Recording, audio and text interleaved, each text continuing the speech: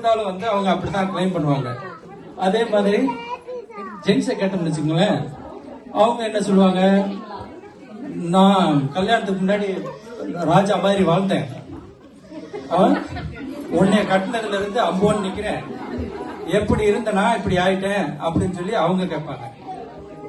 என்ன என்னத்த பேசிட்டு இருக்கு. இப்ப இதுல இருந்து என்னன்னா, அவங்க 2 பேருமே கொஞ்சம் தியாகம் பண்ணிருப்பாங்க. இப்ப முதல் கொஸ்டின் என்னன்னா, இப்ப இதுல அதிகம் யாரு தியாகம் பண்ணிருக்காங்க அப்படின்றதுதான். அதை பத்தி பேசுறதுக்கு தான் இங்க 6 தியாகிகள் வந்திருக்காங்க. அவங்க வந்து அவங்க ஆண்கள் சைடுல யாரு எவ்வளவு தியாகம் பண்றாங்க, பெண்கள் சைடு யாரு தியாகம் பண்றாங்கன்னு பேச போறாங்க. இப்ப நான் அந்த டீமை இன்ட்ரோடியூஸ் பண்ணி வச்சிடுறேன். முதல்ல வந்து விமல், இவர் பார்த்திருப்பீங்க, கோயில் அங்க சுத்தி திரிவாரு. இவர் வந்து என்ன சொல்றாருன்னா, பெண்கள்லாம் வந்து கல்யாணத்துக்கு அப்புறம் தான் அதை பண்ணக்கூடாது, இதை பண்ணக்கூடாது, அதை விட்டுறணும், இதை விட்டுறணும், காதல் கல்யாணமாவே இருந்தாலும் அதுக்கப்புறம் தான் அப்படி சொல்லுவாங்க, மனைவி ஆனதுக்கு அப்புறம் தான் மரணாடி அடிக்கிறாங்க அப்படின்னு அவர் பேசுறாரு. அதற்கு அடுத்து ஆண்கள் சைட்ல பேசுறதுக்கு சரவணன், இவரு நான் கல்யாணம் பண்ணதே பெரிய தியாகம் தான், இதுக்கு மேல நான் தியாகம் பண்ணணும்னா நான் சன்னியாசியா தான் ஆகணும் அப்படின்றாரு அவரு. அவங்க என்ன இடம் மாதிரி உட்காந்துருக்காங்கன்னு நினைக்காதீங்க. அவங்க யோசிச்சு பார்த்தாங்க, பெண்கள் சைடுல என்ன பேசலாம், நம்ம வீட்டுல என்ன பண்றோம், ஒண்ணுமே பண்றது இல்ல. ஏதாவது பாப்பா அழுச்சுன்னு வச்சுங்க, என்னங்க அப்படின்னுவாங்க. தண்ணி கொட்டிடுச்சுன்னா என்னங்க அவர் ஓடி வந்து தின்னுவாரு. ஏதாவது ஒரு கரப்பாம்பிச்சு வந்துச்சுன்னா என்னங்க அப்படின்னு பதறி ஓடி வருவாரு. சோ நம்ம என்னங்கன்றத தவிர என்னத்தையுமே பண்றது இல்லையே, இங்க வந்து என்னத்த பேசுறது அப்படின்ட்டு சரி நம்ம அவங்க பக்கமே பேசிடுவோம், அவங்க தியாகத்தை பேசிடுவோம்னு அவங்க வந்திருக்காங்க. அவங்க பேர் விமலா. ஆனா தமிழ் ரொம்ப நல்லா பேசுவாங்க, புலமை உள்ளவங்க, புக்கெல்லாம் எழுதியிருக்காங்க. அவங்க 3 பேர் வந்து ஆண்கள் சைடுல பேச போறாங்க. இந்த சைடு தீபா, இவங்க பெண்களேன்னு பேச போறாங்க. இவங்க வந்து ஸ்டார்ட் பண்ணப்ப நான் நல்லா பேசுவேங்க, வீட்டுல எல்லாம் கிழிச்சிருவேன். அவர் இருக்காரா வரல, ஆனா வந்து ஸ்டேஜ்ல இருக்கும்போது கொஞ்சம் பயம் அப்படின்னாங்க. ஆனா நீங்க பயப்படாதீங்க, நடுவர் நான் இருக்கேன், என்ன இருந்தாலும் பாத்துக்கோங்க, கேளுங்க. அடுத்து வந்து செல்வ மீனா, இவங்க வந்து என்னன்னா அங்க நம்ம பிராக்டிஸ் டைம்ல சொல்றாங்க, என்னோட ஹஸ்பண்டே நிறைய எடுத்துறாருன்னு. அவர் ஏன் எடுத்துட்டாருன்னா, இவங்களா பேச விட்டா அவரை நார் அடிச்சிருவாங்கன்றதுக்காக அவர் வந்து பட்டும் படாம எடுத்து கொடுத்துட்டு ஈயம் பூசின மாதிரி இருக்கணும், பூசா மாதிரி இருக்கணும்ன்றதுக்காக ஒரு லைட்டா பாயிண்டில் எடுத்து கொடுத்துருக்காரு. அடுத்து அவர் ராம், அவரு நல்லா பேசுவாரு. அவர் என்னன்னா, நம்ம தியாகத்தை பத்தி சொன்னா எவங்க கேக்குறாங்க, அதனால ஒரு சேஞ்சுக்கு அவங்க தியாகத்தை பத்தி பேசுவோம் அப்படின்னு அவங்க வந்து உட்கார்ந்துருக்காரு. இப்ப நம்ம ஆரம்பிச்சிடலாம்னு நினைக்கிறேன். நான் வந்து உதயங்க, இவங்க பேச்செல்லாம் கேட்டுட்டு எதுல நியாயம் இருக்குன்னு பார்த்து நான் வந்து தீர்ப்பு சொல்லலான் இருக்கேன். பாப்போம். முதல்ல விமல் அதிகம் தியாகம் செய்வது ஆண்களே என்ற வரிசையில் பேச வந்திருக்கார். வாங்க.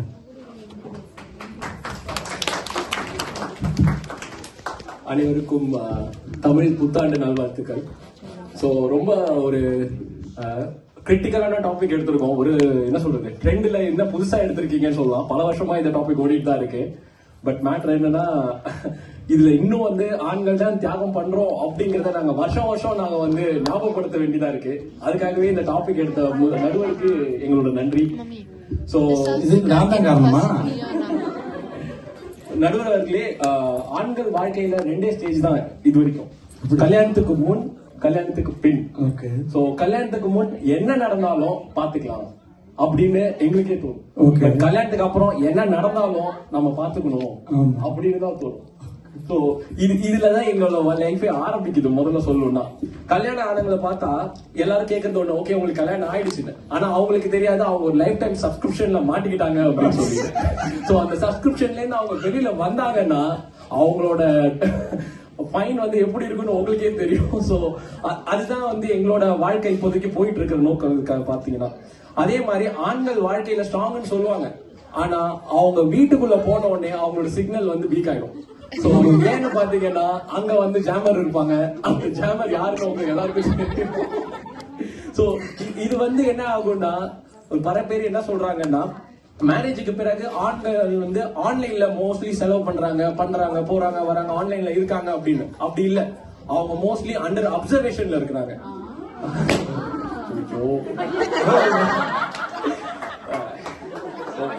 இது முதல் பட்டிமன்றம், முதல்ல பிடிக்கிற கொஞ்சம் அட்ஜஸ்ட் பண்ணி. நல்லா இருக்கு. ஆண்கள் வந்து என்ன நினைச்சுக்கிறோம், நம்ம தியாகம் பண்றது வந்து நமக்கு தெரியாமலே நம்ம தியாகம் பண்ணிட்டு இருக்கோம். நம்ம நினைச்சுக்கிறோம் நம்ம வாழ்க்கை கொடுக்குறோம். அது கிடையாது. நம்ம வாழ்க்கையை மொத்தமா கொடுக்குறோம். அவன் வாழ்க்கையை மொத்தமா தியாகமா கொடுத்துருவோம். வாழ்க்கையை எடுக்கிறேன்னு சொல்றாங்க அவங்க. அவங்க வாழ்க்கையை எடுக்கிறீங்கன்றாங்களே, எங்க வாழ்க்கையை கொடுக்குறோம் வேணாங்க. சரி. சோ இதுதான். சோ மேரேஜுக்கும் லவ்வுக்கும் முன்னாடி என்னென்ன டிஃபரன்ஸ் இருந்துச்சுன்னு சும்மா ஒரு லெவலா சொல்றேன் நான். என்னன்னா, மேரேஜ்னா வந்துட்டு லவ்னா வந்துட்டு ஃபீல் பண்றது முன்னாடிலாம். இப்ப மேரேஜ்னா ஃபுல்லா டீல் பண்றது. சோ அந்த டீலிங்ல இருந்து என்ன சொல்லுவாங்கன்னா, ஒரு கண்டிஷன்ஸ் அப்ளை வந்து உங்க இன்விடேஷன்ல போட்டிருப்பாங்க, அது உங்க கண்ணுக்கு தெரியாது. அது ஆண்கள் கண்ணுக்கு ஒரு 5-6 வருஷம் கழிச்சு தான் தெரியுது. அது என்னன்னா, அந்த கண்டிஷன்ஸ் அப்ளை ஒன்லி ஃபார் மென்னுக்கு என்ன வேணா நடக்கும் அப்படின்னு சொல்லி அதுல பிரிண்ட் போட்டிருக்காங்க. கீழே பிரிண்டர்ஸ் அவன் பேரை போட்டு மறைச்சு எங்களை ஏமாத்திடுறான். இப்ப அந்த கண்டிஷன்ஸ் அப்ளை என்னன்னு பார்த்தா, இஷ்டத்துக்கு என்ன வேணா வந்து எங்களை வந்து தியாகம் பண்றோம் அப்படின்னு சொல்லி எங்களை பேச வச்சு, எங்களை பாட வச்சு, எங்களை ஓட வச்சு எல்லாத்தையும் பண்றாங்க. சோ இதெல்லாம் வந்து எங்களுக்கு புதுசு. சொல்லணும்னா எனக்கு புதுசு. இன்னும் சொல்லணும்னா இன்னைக்கு அவங்க தானே பேச வச்சிருக்காங்க. நல்ல வேலை அவங்க இல்ல இன்னைக்கு, அதனால நான் தைரியமா பேசுறேன். சோ யா, பெண்கள் தனது வீட்டை விட்டு வந்துடுறோம், கல்யாணத்துக்கு அப்புறம் நாங்க வந்துடுறோம், எங்க அப்பா அம்மா விட்டு வந்துடுறோம், நாங்க வந்து உங்களுக்காக வாழ்றோம் அப்படி இப்படின்னு. இன்னைக்கு எத்தனை பேர் வந்து பையனோட அப்பா அம்மாவோட சேர்ந்து நம்ம வாழ்றோம். சோ பையனும் அதே தியாகத்தை பண்றாங்க. அது வந்து குடும்பத்துக்காக பண்றாங்க. அவங்க எல்லாம் சேர்ந்து தனியா வாழ்ந்து அவங்களுக்குன்னு ஒரு குடும்பத்தை ரெடி பண்ணி அவங்க எல்லாம் போய் அவங்க எல்லாத்தையும் பாத்துக்கணும் அப்படின்னு. ஆனா அந்த நியூக்ளியர் ஃபேமிலிலயும் அவங்க தனியா வெளியில போகும்போது மோஸ்ட்லி வந்து என்ன பண்ணுவாங்க, ஒரு தனி குடுத்துல போகும்போது அவங்க அப்பா அம்மா வீட்டு பக்கத்துலயே ஒரு 2 தெரு தள்ளி. யார் அப்பா அம்மா வீட்டு பக்கத்துல? பொண்ணோட வீட்டு பக்கத்துல. ஓகே. ஒரு 3 வீடு தள்ளி இருந்துப்பாங்க. ஆனா உண்மையில யார் வீட்டை விட்டு வர்றது? யார் வர்றது? நீங்க. அந்த பையன் தான். அப்படியா? அந்த பையங்க. நீங்க அந்த பையன் அல்ல, அவர்தான். ஓகே. மேலும் ஒரு ஆண் வந்து தனது உணர்ச்சிகளை வந்து வெளிப்படுத்துறது வந்து ஒரு ரேரா நடக்கும். அவன் எல்லாத்துக்குமே சிரிப்பான். சோ அவனுக்கு ஒரு கஷ்டம்னு வந்ததுன்னா அவனுக்கும் கஷ்டம் வரும், கவலை வரும், ஸ்ட்ரெஸ் வரும். சோ அதை வந்து அவன் குடும்பத்துக்கு காட்டாம அவன் ஒரு தியாகியா வந்து அந்த இடத்துல நின்று மத்தவங்களுக்கு அவன் சப்போர்ட் பண்ணி பேசி அவன் குடும்பத்தையும் அவன் வந்து வழி நடத்தி கொண்டு போய் அவனுக்கும் அவன் செல்ஃப் மோட்டிவேஷன் பண்ணி, சோ இவ்வளவு தியாகமும் அவர் ஒருத்தர் பண்றாரு. சோ என்ன பொறுத்த வரைக்கும் ஆண்கள் வந்து நிறைய தியாகங்கள் பண்றாங்க. அது தியாகம்னு தெரியாமலே பண்றாங்க. அது வந்து எப்போ வந்து தெரிய வருது அப்படின்னா, அன்லெஸ் அன்டில் வந்து ஏதாவது ஒரு பிரச்சனை நடக்குது, ஓகே அப்படி நீங்க தியாகம் பண்ணிட்டீங்களா, ஓகே நன்றி வணக்கம் அப்படின்னு சொல்லி முடிச்சிடுறாங்க அந்த விஷயத்தை. ஆனா வந்து பெண்கள் ஒரு சின்ன விஷயத்த பண்ணாலுமே இல்ல ஒரு பெரிய விஷயத்த பண்ணாலுமே அது வெளியில பெருசா தெரியுது. சோ அதுதான் எங்க 2 பேருக்கும் உள்ள வித்தியாசம் நான் சொல்ல வரேன். அதே மாதிரி பாத்தீங்கன்னா இங்க பல ஆண்கள் வந்து அவங்களோட ஆசைப்பட்ட வேலையை வந்து செய்யறது இல்லை.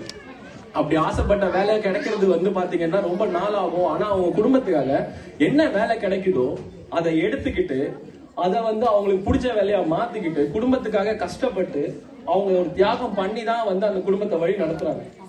சோ நமக்கு ஒரு பிரச்சனை வருது அப்படின்னு ஒரு பெண் நினைக்கும் போது யார் ஃபர்ஸ்ட் தோணுவாங்கன்னா அவங்க அப்பா, இல்ல ஒரு அண்ணன், இல்ல அவங்க வீட்டு கணவர், இல்ல அவரோட தம்பி. இந்த மாதிரி ஆளுங்க தான் ஃபர்ஸ்ட் அவங்களுக்கு தோணுவாங்க, ஓகே நம்ம அப்பா கிட்ட போய் இது சொல்லலாம் அப்படின்னு சொல்லி. சோ எந்த பிரச்சனை வந்தாலும் அவங்களுக்கு சப்போர்ட்டிவா கொடுக்கறதுக்கு வந்து ஒரு ஆண் வருவாரு. அந்த தியாகத்தை வந்து அவர் பண்ணி அதுக்கப்புறம் வந்து ஓகே அவங்க என்ன பண்ணாலும் நாங்க பாத்துக்கலாம் அப்படின்னு சொல்லி அவங்களுக்கு ஒரு சப்போர்ட்டிவா இருக்கிறது எல்லாமே ஒரு ஆண்கள் தான். சோ இதுல இருந்து என்ன சொல்றேன்னா, முடிவா ஒண்ணு சொல்லிக்கிறேன் நடுவரே, இது வந்து ஒரு போட்டி இல்ல, ஆனா வந்துட்டு இது வந்து ஒரு உண்மையை பேச வேண்டிய நேரம். சோ ஆண்களின் வாழ்க்கையை குடும்பத்திற்காக அர்ப்பணிக்கிறார்கள். ஆனா வந்து அந்த தியாகம் வந்து அமைதியானது, ரொம்பவே ஆழமானது. சோ இப்போ நீங்க வந்து எங்களுக்கு சாதகமா நீங்க திருப்பி கொடுக்கறதுனால ஒரு 2 நாள் சாப்பாடை வந்து உங்க வீட்டுல தியாகம் பண்ண வேண்டியது இருக்கும். நீங்க தயவு செய்து மாத்தி இதெல்லாம் நான் எழுதல, இதெல்லாம் என் மனசுல உண்மையா நான் சொல்றேன். இந்த வீடியோ யாரும் அனுப்பிடுறாங்க எங்கேயும், யாரும் எடுக்கல, அதான் அது நான் இல்ல.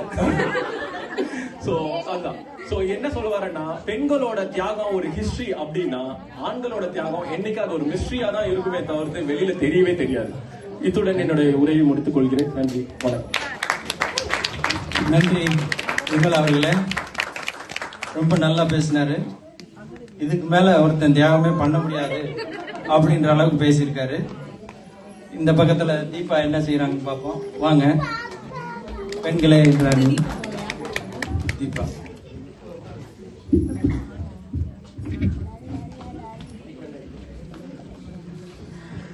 இப்போ ஓகே, எல்லாருக்கும் வணக்கம்.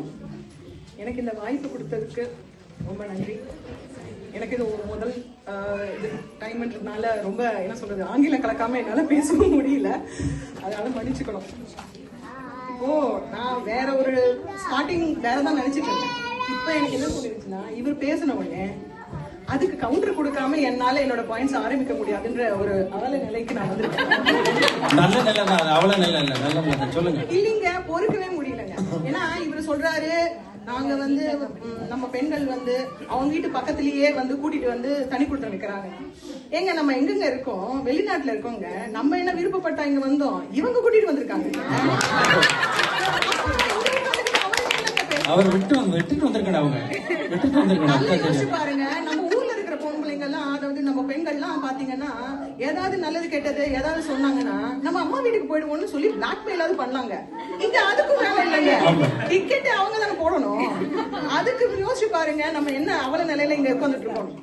இது இன்னொரு விஷயம் என்னன்னா, அவங்க சொன்னாங்க தியாகம் பண்றோம். நல்லா யோசிச்சு பாருங்க, நம்ம நடுவர் சொன்ன மாதிரி 2 பேருமே தானங்க தியாகம் பண்றோம். ஆனா யோசிச்சு பாருங்க ஒரு விஷயம், அதுவும் இந்த மாதிரி வெளிநாட்டுல வரும்போது இவங்க பாட்டுக்கு வேலைன்னு எங்க வேலை கிடைச்சாலும் யூகேல இருக்கிற எல்லா குக்கிராம வரைக்கும் கிளம்பி போயிடுறாங்க. நம்ம இங்க வந்து 2 குழந்தைய வந்து வச்சிருக்கோம். அப்போ நல்லது கெட்டதெல்லாம் நம்மளே தானங்க பார்க்க வேண்டியதா இருக்கு. ஆனா அவங்க சொல்லுவாங்க பெருந்தன்மையோட, வேலைக்கு போனா போ அப்படின்வாங்க. நம்ம எங்கெங்க போகுது, வேற வழி இல்லல்ல. நானும் நினைச்சேங்க, ஒரு பிள்ளை வரைக்கும் பிறந்த வரைக்கும் நானும் முடிஞ்ச வரைக்கும் ஓடி பார்த்துட்டாங்க. 2வது குழந்தை பிறந்தோடனே முடியலங்க, அவ்வளவுதான் நம்ம ஓகே அப்படின்னு சொல்லி வீட்டுல இருந்துட்டோங்க. சோ இந்த பாயிண்ட் என்னன்னா, அவங்க சொல்லும் போது நம்ம ஜெயிக்கணும்ன்ற நோக்கத்துல சொல்லிடுறாங்க. ஆனா யோசிச்சு பாருங்க, அவங்களுடைய வந்து சுயநலத்தை அவங்களுக்கு வீடியோ போடக்கூடாதான். ஆனா நம்ம நடுவரோட மனைவி இங்க உட்கார்ந்துட்டு இருக்காங்க, அவங்க மட்டும் அவங்க பாயிண்ட் எந்த அளவுக்கு வீக்கா இருக்கு. ஓகே, எனக்கு இப்ப என்னோட பாயிண்ட் என்னன்னா, இங்க வந்திருக்கிற பெண்கள்லாம் முன்னாடியே நம்மளுக்கு தெரியுங்க உங்களுக்கு என்ன ரிசல்ட். ஆனா இங்க ஒரு நல்ல சந்தோஷமான விஷயம் என்னன்னா, நம்ம மனைவிமார்களோட வந்திருக்கிற கணவன்மார்களை கேட்டு பாருங்க. இன்னைக்கு அவங்களும் இன்னைக்கு பெண்களே தான் சொல்லுவாங்க. ஏன்னா நாளைக்கு சண்டே, சுட டிஃபன் வேணும். அப்ப யோசிச்சு பாருங்க, நான் வேற எதுவும் சொல்லலைங்க, நான் ஒண்ணு பிளாக்மெயில்லாம் சொல்லலைங்க. நான் சொல்ல வருது என்னன்னா, அந்த மாதிரி ஒரு பெண்கள் வந்து இன்னைக்கு அவங்களுக்கு கொடுக்கணும்னா அதுக்கு தியாகம் பண்றதே நம்ம பெண்கள் தானங்க. இல்லைன்னா அவங்களுக்கு உட்கார இடத்துல இருந்து எப்படி இருக்கும். இப்ப இப்படி யோசிச்சு பார்க்கும் போது நம்ம வீட்டுல இருக்கிற பெண்களுக்கு மட்டும்தான் இந்த நிலைமையான யோசிச்சோம்னா இல்லைங்க. வேலைக்கு போற பெண்களும் என்ன பண்றாங்க, அவங்க ஏங்க வேலைக்கு போனோம் ஃபர்ஸ்ட். ஏன்னா பாத்தீங்கன்னா வீட்டுல நம்ம என்ன செஞ்சாலும் நம்மளுக்கு ஒரு அப்ரிசியேஷனோ ஒரு பேட் இந்த பேக் கடைக்கு போறது இல்லைங்க. அவங்க என்ன சரி நினைச்சாங்க, இங்க ஒண்ணு வேலைக்கு ஆகாது, நம்ம வேலையில போய் நம்மளோட திறமையை காமிச்சு அந்த அப்ரிசியேஷன்லயே மனசை உயர்த்திட்டு போயிடலான்னு. ஆனா யோசிச்சு பாருங்க, வீட்டுல இருக்கிற பொம்பளைங்க எல்லாம் நம்ம என்ன பண்ணிடுறோம், இதுலயே ஸ்ட்ரெஸ் ஓடிட்டு ஒரு பாயிண்ட் ஆஃப் டைம்ல நம்ம என்ன யோசிக்கிறோம்னா, சரி நம்ம இவ்வளவுதான் செய்யறோம், திடீர்னு நம்ம கணவன்மார்கள் என்ன சொல்றாங்கன்னா, நீ குண்டாயிட்ட, உனி வந்து ஒரே மறதியா இருக்கு அப்படி இப்படின்னு சொல்றாங்க. நம்மளும் யோசிச்சு பார்த்துட்டு அப்புறம் பார்த்தா நம்ம அம்மா சொன்னது தாங்க ஞாபகம் வருது. ஏன்னா இப்ப ஃபாரின் மாப்பிள்ளன்னு சொல்லி நல்லா இருக்கலாம், சூப்பரா இருக்கலாம் சொல்லி அமுச்சு விட்டாங்க. இங்க வந்தா நம்மளுக்கு கழுவுறதும் துடைக்கிறதும் அதே தாங்க போயிட்டு இல்லைங்களாங்க. ஆனா அப்படி யோசிச்சு பார்க்கும்போது பாத்தீங்கன்னா, அம்மா சொன்னது ஞாபகம் வந்துச்சுங்க, நீங்க ஒன்னும் தப்பா நினைச்சுக்காதீங்க, நான் திருப்பி வேலைக்கு தான் போயிடுவேன், அதெல்லாம் முடியாதுங்க குழந்தைய வச்சுக்கிட்டு. ஆனா என்னன்னா, இன்னைக்கு கூகுள் பார்த்துட்டு என்ன எனக்கு எதுவோ நான் ஏதோ மாதிரி இருக்கு. என்னன்னா அந்த அக்கா சொல்லிச்சு, உனக்கு வந்து மெனபாஸ் வந்துருச்சுன்னு சொல்லுதுங்க. ஆனா யோசிச்சு பாருங்க, அது கூட நம்மளுக்கு தெரியாம நம்ம என்னதான் செய்யணும்னு தெரியாம அந்த தியாகத்தையும் நம்மளுக்கு என்ன நடக்குதுன்னு தெரியாம தாங்க நம்ம இன்னைக்கு இருக்கோம். ஆனா யோசிச்சு பாருங்க, நான் சொல்லும் போது கூகுள் அக்கான்னு சொன்னேன், அதை யோசிச்சு பாத்தீங்களா? ஏன்னா இன்னைக்கு கூகுள் பிச்சைன்னு எல்லாரும் சொல்லி பாராட்டுறாங்க, அதுக்கு பின்னாடி நம்ம கூகுள் தான் இருக்கு, அதுவும் சொன்னதெல்லாம் செய்யுது, அதுவும் அதுக்கு என்ன சொல்றது, எதுவும் எதிர்பார்ப்பு இல்லாம செய்யுதுன்னு. ஆனா யோசிச்சு பாருங்க, இதுல அதெல்லாம் தாங்க சொன்னேன் கூகுள் ஒரு அக்கான்னு. ஏன்னா நம்ம எதுவும் பொம்பளைங்க நம்மளும் செய்யறதுனாங்க கூகுளுக்கு செய்யுது. ஆனா பாராட்டுகள்லாம் பாத்தீங்கன்னா கூகுள் பிச்சைக்கு தானங்க போகுது. அது நாங்க வீட்டில் நடக்குது, வெளியில நடக்குது. நியாயம் தானே? இப்போ பட்டிமன்றம்னு சொன்ன உடனே பாத்தீங்கன்னா நம்மளுக்கு பாரதி பாஸ்கர் இல்ல நம்ம இவங்கெல்லாம் ஞாபகம் வரும். நம்ம ராஜா இல்லைங்க, நான் இப்ப ஃபர்ஸ்ட் இந்த உடனே அப்படிலாம் யோசிச்சுட்டு ஓகே சொல்லிட்டாங்க. அப்புறமா தான் இப்ப பார்த்தானா எனக்கு மேல கை கால இப்ப நிறுத்திட்டு இருக்குங்க, வாயில வார்த்தை கூட கரெக்டா வரதான் தெரியலங்க. ஆனா எனக்கு ஒரு வாய்ட்டும் தொய்வா ஆகும் போது எனக்கு பிடிச்ச ஒருத்தர் பாத்தீங்கன்னா, அதான் அம்மா சொல்லியிருக்காங்களே படிச்ச படிப்பெல்லாம் வேகாது, கூகுளுக்கு தாங்க போறேன். கூகுளுக்கு போயிட்டு அவங்கள பர்வீன் சுல்தானான்னு அவங்க எனக்கு ரொம்ப பிடிக்குங்க. அவங்களோட பேச்சுதான் இன்னைக்கு எனக்கு ஒரு உற்சாகத்தையும் ஒரு இதையும், நம்ம பெண்கள்னா ஓகே இன்னைக்கு இருக்குல்ல, நம்மளுக்கு என்னன்னே தெரியாம நம்ம இருக்கோம், இல்ல நம்மளாலே ஏதாவது பண்ண முடியும்ன்ற ஒரு உத்வேகம் தாங்க இன்னைக்கு எனக்கு இங்க எடுத்துச்சு. அப்ப அவங்க சொல்லும் போது எப்பயுமே என்னன்னா, ஏதாவது ஒரு விஷயத்த நல்ல விஷயத்த சொல்லிட்டு கடந்துட்டு போயிட்டேன்னு சொல்லுவாங்க. அந்த மாதிரி எனக்கு அவங்க சொன்ன விஷயம் என்ன கடந்துட்டு போலான்னு தோணுச்சுன்னா, நம்ம பெண்கள் நினைச்சதெல்லாம் செய்யறது மட்டும் இன்னைக்கு பெண்கள் உரிமை இல்ல, நினைக்க விருப்பப்படாததையும் நம்ம செய்யாம இருக்கிறது தான் நம்மளோட பெண்கள் உரிமை. அத மாதிரி யோசிக்கும் போது எங்க வீட்டுல ஒரு விஷயம் நடந்துச்சுங்க. அதுக்கு முன்னாடி நம்ம பாத்தீங்கன்னா இன்னைக்கும் காலங்கள்ல பெண்கள் அன்னைக்கு மட்டும் நம்ம பாட்டிமார்களோ அம்மாமார்களோ தான் தியாகங்கள்லாம் பண்ணிருக்காங்களா? நம்ம நிலைமை என்னன்னு யோசிக்கும் போது இப்ப ரீசெண்டா என்ன ஆயிடுச்சுன்னா, என் பொண்ணு கேட்டுச்சுங்க, அம்மா உனக்கு என்னப்பா பிடிக்கும், உனக்கு என்ன சாப்பிட பிடிக்கும், ஏன்னா மதர்ஸ் டே வந்துச்சு இல்லையா, அவங்க டிரைவிங் ஏதாவது ரெஸ்டாரண்ட் கூட்டிட்டு போறாங்க. எனக்கு நிஜமாவே சொல்ல தெரியலங்க, எனக்கு என்ன கலர் பிடிக்குது, என்ன சாப்பிட பிடிக்கும் தெரியலங்க. ஏன்னா ஒவ்வொரு வாட்டியுமே நம்ம என்ன பண்றோம், ஹஸ்பண்ட் உனக்கு இதுதான் நல்லா இருக்கு, இல்ல இதுல உங்ககிட்ட இல்ல அப்படின்னு சொல்லி நம்மள கடை கூட்டிட்டு போய் பண்றாங்க. ஆனா இப்போ சாப்பிட பிடிக்குமா, அவங்களுக்கு இதுதான் பிடிக்கும், அவங்களுக்கு செய்யறது நம்ம அப்படிதான் செய்யறோம். சோ நம்மளுக்கு என்ன பிடிக்கும்னு தெரியலங்க. அப்படி இருக்கும் போது நான் யோசிச்சு பார்க்கும்போது, ஆனா என் பொண்ணுக்கு இன்னும் 3 மாசத்துல பர்த்டே வருது, அது சொல்லிச்சு எனக்கு இதுதான் வேணும், எனக்கு அந்த கேக்கு தான் வேணும்னு சொல்லும் போது, ஏன்னா அது நம்ம வயத்துல பிறந்தது எப்படிட்டா இது மட்டும் இப்படி விவரமா இருக்குன்னு நினைக்கும் போதுதான் தோணுச்சுங்க. நம்ம என்ன செஞ்சிருக்கோம், அன்னைக்கு அம்மா நம்மளுக்கு பால் சாதம் ஊட்டி நம்மள வளர்த்தாங்க. அப்பயே சொல்லும் போது, தங்கச்சியா பிறக்கும் போது அண்ணனுக்கு நீ விட்டு கொடுக்கணும், ஏன்னா அண்ணன் உனக்கு தான் சீர் செய்ய போகுது. அப்ப அக்காவை பிறக்கும் போது தம்பிக்கு விட்டு கொடு, ஏன்னா அவங்க உனக்கு அம்மா, அவளுக்கு நீ அம்மா மாதிரின்னு. சோ அப்பயே நம்மளுக்கு பால் சாதத்தை சேர்த்தே நம்மளுக்கு இந்த தியாகத்தை எல்லாம் ஊட்டி தாங்க வளர்த்துருக்காங்க. அப்படி நினைக்கும் போது இப்ப பாத்தீங்கன்னா இன்னைக்கு நம்ம தலைவர் ஐ திங்க் ரொம்ப சந்தோஷப்படுவாருன்னு நினைக்கிறேன். ஏன்னு கேக்குறீங்களா? ஏன்னா பால் சாதம் ஊட்டி நம்ம வளர்ந்துருக்கோம். அதனால இன்னைக்கு இங்க பட்டிமன்றத்துல இன்னுமே நம்மளுக்கு இங்கிலீஷ் மாதிரி படங்கள்லாம் நல்ல சாதனை படைச்சாலும் இன்னைக்கும் நம்ம நடுவருக்கு இந்த டவுட் வந்திருக்கு பாருங்க. அதனாலதான் இந்த டாபிக் வச்சிருக்காங்க இல்லையா? ஆனா அப்போ இன்னைக்கு நம்மளுக்கு இவ்வளவு தூரம் பேசும்போது நம்மளுக்கு நம்ம தலைவர் நம்மளுக்கு பெண்கள் அப்படின்னு தான் நம்மளுக்கு இன்னைக்கு தீர்ப்பு கொடுக்க போறாங்க இல்லையா? ஆனா நாளைக்கு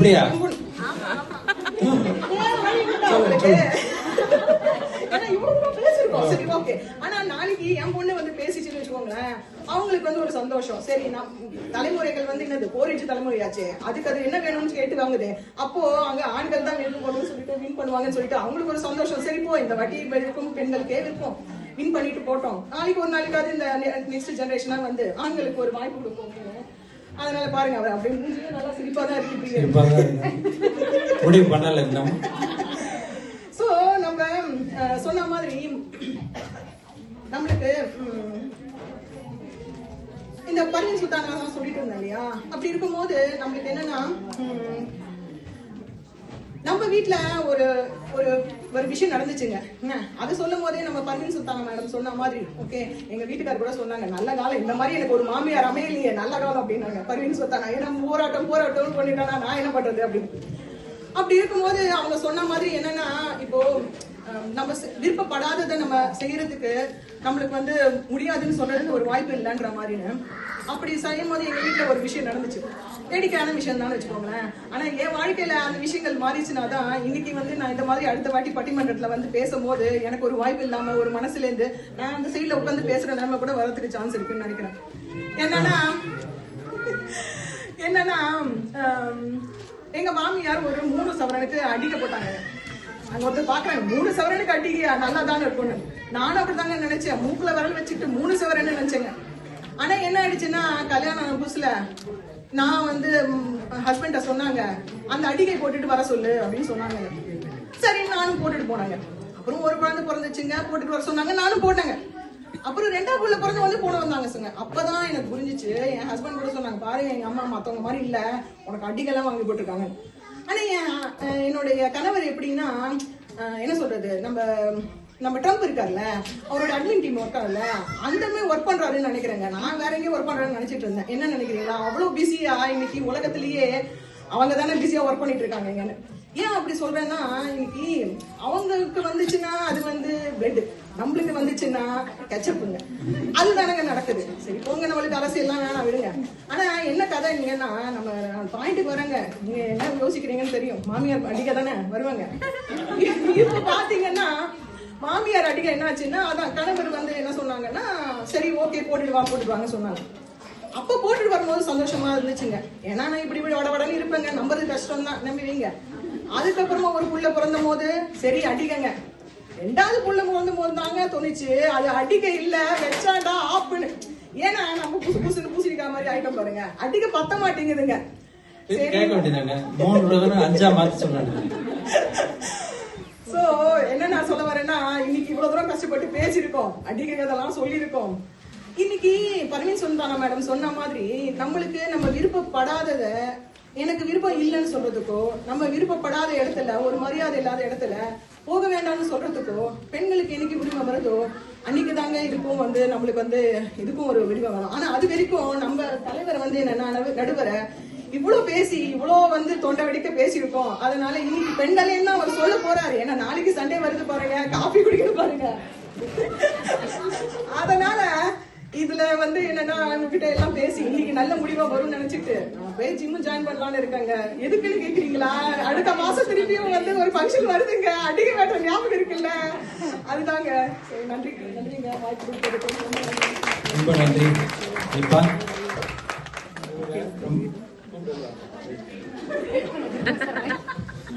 ரொம்ப நல்லா பேசினாங்க. அவங்க என்ன சொல்றாங்க, ஆண்கள்லாம் நாடு வெடிக்க காலையில எழுந்து கிளம்பிடுறாங்க, சுத்திட்டு வர்றாங்க, நாங்க தான் எல்லாம் வீட்டுல எல்லாம் பாத்துக்கிறோம் அப்படின்னு சொல்றது மட்டும் இல்லாம லைட்டா எண்ணெய் மிரட்டிட்டாங்க.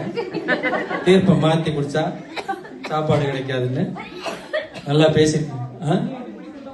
காஃபி பிடிக்கும் ஆனா கிடைக்காது. ஆமா, ரொம்ப நல்லா பேசியிருக்காங்க. ஆண்கள் சைடு எப்படி பேச போறாங்கன்னு தெரியல. வாங்க சரவணன்.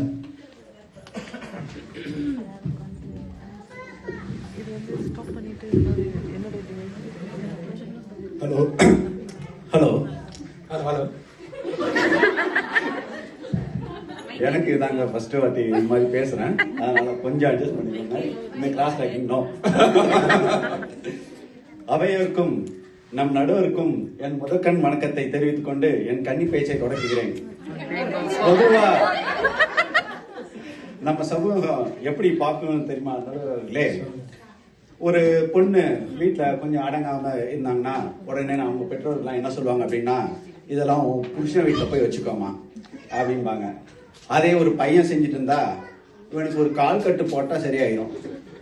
அது என்ன அர்த்தம்னா, அவங்களுக்கு நல்லா தெரியும், ஒரு பையனுக்கு கல்யாணம் பண்ணி வச்சா அவன் சோழி காளி. ஒண்ணுமில்ல, ஒரு விளையாட்டு மைதானத்துல போய் அங்க இருக்கிற திருமணமான ஆண்களை எண்ணி பார்த்தாலே, எத்தனை பேர் இருக்காங்கன்னு பார்த்தாலே, திருமணத்துக்கு பிறகு நம்ம ஆண்கள் செய்கிற தியாகம் எங்க ஆரம்பிக்கணும் உங்களுக்கு தெரிய ஆரம்பிக்கும்.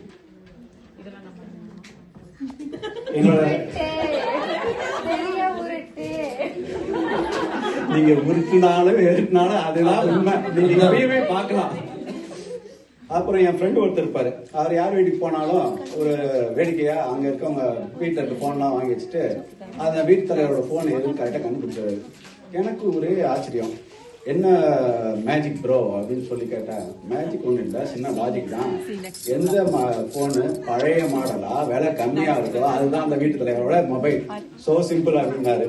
நான் தானே கரெக்ட் தான். இப்படி ஆண்கள் திருமணத்துக்கு பிறகு தமது ஆசைகளை தேவைகளை சுருக்கிக் கொள்கிறார்கள் என்பதே நிதர்சனம். தேய்ந்து போன செருப்பை நான் முதலில் பார்த்தது எனது அப்பாவின் கால்களில் தான் நடுகிறார்களே. அப்புறம் ஒரு வாட்டி என்னோட சொந்தக்காரங்க வீட்டுக்கு போயிருந்தேன். அவர் கூட்டிட்டு வெளில கிளம்பலாம்னு சொல்லிட்டு அவர்கிட்ட காலையில் டிஃபன் ஆச்சான்னு கேட்டால் ஆச்சு அப்படின்னாரு. ஆச்சுன்னு சொல்லிட்டு ஏதோ சத்து கஞ்சி மாதிரி அப்படின்னாரு. அவர் சொல்லிட்டு இருக்கும்போது அவர் மனைவி வந்து கேட்குறாங்க, ஏங்க இந்த டிஃபனுக்கு கரைச்சி வச்சு இந்த பேன் கேக் மாவு எங்கங்க அப்படின்னு. அப்போ அவர் முகத்தை பார்க்கணும் என்னடே இதுதான் நிலைமை. அப்போ எனக்கு ஒரு விஷயம் புரிஞ்சது. அமெரிக்கா ஆனாலும் ஆண்டிப்பட்டி ஆனாலும் யூகே ஆனாலும் உளுந்தூர்பேட்டை ஆனாலும் மேடைகள் மாறலாம், நாடகம் ஒன்றுதான். ஓகே, பெண்கள் சொல்லுவாங்க அவங்க சமையல் செய்து எவ்வளவு பெரிய தியாகம் செய்யறாங்க தெரியுமான்னு. ஆனா அவங்க என்ன சமைச்சாலும் எப்படி சமைச்சாலும் மூஞ்ச சிரிச்ச மாதிரியே வச்சுக்கிட்டு அதை சாப்பிட்டுட்டு எழுந்திருக்கிறோம் பாருங்க, அதுதான் அதை விட பெரிய தியாகம். ஆமாவா இல்லையா? இப்படி ஆண்கள் திருமணத்துக்கு பிறகு செய்யற தியாகங்கள் எல்லாம் பட்டியலிட்டே போகலாம். ஒரு ஸ்பீச் பத்தாது நடுவர் அவர்களே. 1995ல உங்களுக்கு ஞாபகம் ஒரு படம் வந்துச்சு, ஆண் பாவம்னு, சூப்பர் ஹிட். அப்புறம் 40 வருஷம் கழிச்சு அதே டைட்டிலுக்கு விட்டு ஆண் பாவம் பொல்லாதன்னு ஒரு படம் எடுக்காங்க, அதுவும் ஹிட். இன்னொரு 40 வருஷம் கழிச்சு அதே டைட்டில் ஒத்து ஒரு படம் வந்தாலும் அதுவும் கண்டிப்பா ஹிட்டா தான் ஆகும். ஏன்னா காலங்கள் மாறலாம், காட்சிகள் மாறாது. எதிரணியில கேட்கலாம், ஆண் பாவம் தானே வந்தது, திருமணமான ஆண் பாவம் வரலையேன்னு. நம்ம டைரக்டர் மணிரத்னம் அவர்கள் திருமணமான ஒரு ஆண் பேசுற மாதிரி ஒரே ஒரு வசனம் வச்சாரு, என் பொண்டாட்டி ஊருக்கு போயிட்டா. அந்த ஒரே ஒரு வசனம் பட்டி தட்டில எப்படி ஹிட் ஆகி இன்னைக்கு வரைக்கும் சாகாவாரம் பெற்று வாழ்ந்துட்டு இருக்கு. அப்படின்னா படம் எடுத்தா என்ன ஆகும்? திருமணம் ஆன ஆண்கள் பாவம்னு பார்ட் 1, பார்ட் 2, பார்ட் 3 அப்படின்னு சொல்லிட்டு வருஷத்துக்கு ஒரு படத்தை ரிலீஸ் பண்ணிட்டு நவர் எண்டிங் ஸ்டோரியா போயிட்டு இருக்கு நண்பர்களே. ஓகே, நேரம் அதிகமா இல்லாத காரணத்தினால் நிறைவாக ஒரு விஷயத்தை கூறி எனது உரையை முடித்துக் கொள்கிறேன். இப்போதெல்லாம் 40-45 வயசுலயே ஹார்ட் அட்டாக் வருது. எல்லாமே பாத்தீங்கன்னா திருமணமான ஆண்களுக்கு. ஒரு கெட்ட பழக்கமும் இல்ல, ஆனாலும் வருது. இதுல இருந்து திருமணமான ஆண்கள் தியாகம் செய்து செய்து எவ்வளவு மனவாரத்துடன் வாழ்ந்து கொண்டிருக்கார்கள் என தெரிந்து கொள்ளலாம். இப்படி நண்பர்கள் அவர்களுடன் செலவிடும் நேரங்கள், பிடிச்ச விஷயங்கள், உறவுகள், வசதிகள், உடல்நலன் என எவ்வளவோ தியாகங்களை செய்து கொண்டு திருமண வாழ்க்கையை கடத்திக் கொண்டிருப்பது திருமணமான ஆண்களே ஆண்களே ஆண்களே என கூறி வாய்ப்பளித்தமைக்கு நன்றி கூறி விடைபெறுகிறேன். நன்றி, வணக்கம். நன்றி சரவணன் அவர்களே, ரொம்ப நல்லா பேசினாரு. ஆண் பாவம் பொல்லாதது, ஆணே பாவம் அப்படின்னு சொல்லி முடிச்சிருக்காரு. பாப்போம். அடுத்து செல்வ மீனா பெண்கள் சைட்ல பேசுறது. எல்லாருக்கும் வணக்கம். இந்த வாய்ப்பு கொடுத்ததுக்கு ரொம்ப நன்றி. அதாவது இந்த டாபிக் கேட்டானே வந்து திருமண வாழ்க்கையில் தியாகம் செய்வது வந்து ஆண்களா பெண்களா அப்படின்னானே எப்பயும் போல சரி பெண்கள் சைடு தான் ஆப்வியஸ்லி நம்ம சூஸ் பண்ண போறோம். சரி ஆண்கள் சைடு அவங்களோட பெர்ஸ்பெக்டிவ் என்ன அப்படின்னு புரிஞ்சுக்கலாம் அப்படின்னு சொல்லிட்டு எங்க வீட்டுக்கார்ட்ட கேட்டேன், எப்ப அப்படி கல்யாணத்துக்கு அப்புறம் நீங்க என்னென்ன தியாகம் பண்றீங்க அப்படின்னு. அப்பதான் தெரிஞ்சிச்சு தியாகம்னா என்னன்னு ஒரு புரிதலே இல்லாம ஆண்கள் இருக்காங்க அப்படின்னு.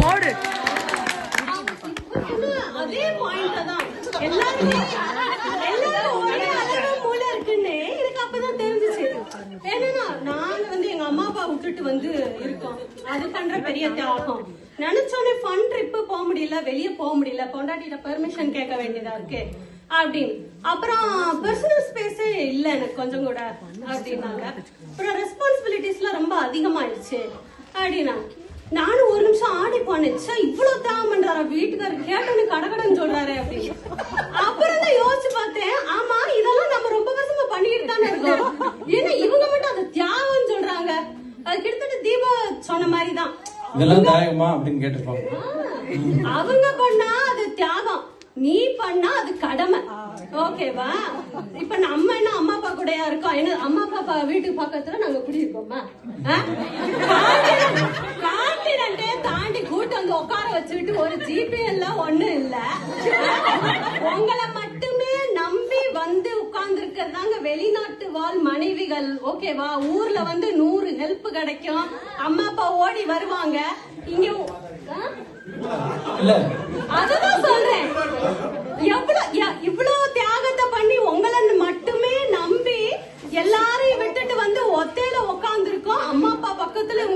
இருக்காங்களாம், இவங்க அம்மா அப்பா விட்டு தனியா இருக்காங்களாம். சும்மா ஒரு மாதம் இந்தியா போயிட்டு வாங்க, எல்லாம் சந்தோஷமா இருப்பாங்க.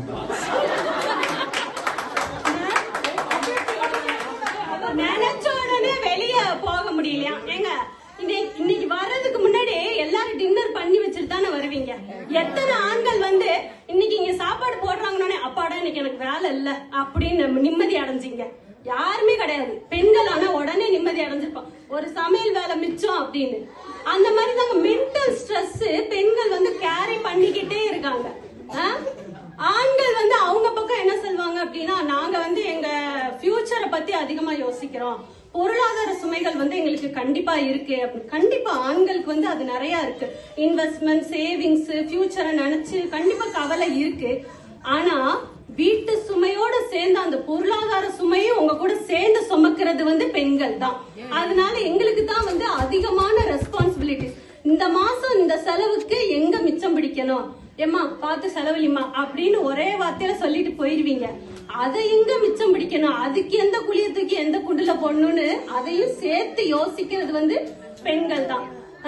நீங்க அதுக்கு மேல நீங்க இந்த குழந்தை வளர்ப்பெல்லாம் பத்தி நீ தியாகம் நீ பேசிடவே கூடாது. ஏன்னா உங்களுக்கு தான் கடவுள் அந்த ஃபியூச்சர்ஸ வச்சிருக்காரு, எங்களுக்கு வைக்கல. இல்லன்னா நாங்க அப்படியே இங்க இருந்து எடுத்து இங்க வச்சிருப்போம் அப்படின்னு எதையாவது உருட்ட வேண்டியது. இப்ப ஒரு குழந்தை காலையில 8 மணிக்கு ஸ்கூலுக்கு போகுதுன்னா 7 மணிக்கே அந்த பிள்ளையை நீ கிளப்பணும். அதுக்கு 6 மணிக்கே நீ எந்திரிக்கணும். அதுக்கு 5:30க்கே நீ சமைக்க ஆரம்பிக்கணும். நாளே அதுக்கு நீ ஊற போடணும். இப்படி மென்டல் ஸ்ட்ரெஸ் பின்னாடி போய்கிட்டே இருக்குங்க. காலைல எந்திரிச்சு 7:45 இவங்க எந்திரிச்சு அதை கொண்டு போய் அந்த கார்ல இறக்கி விட்டு வருவாங்க. பாத்தியா, குழந்தை வளர்க்கறதுல நான் உனக்கு எவ்வளவு ஹெல்ப் பண்ணிட்டேன்.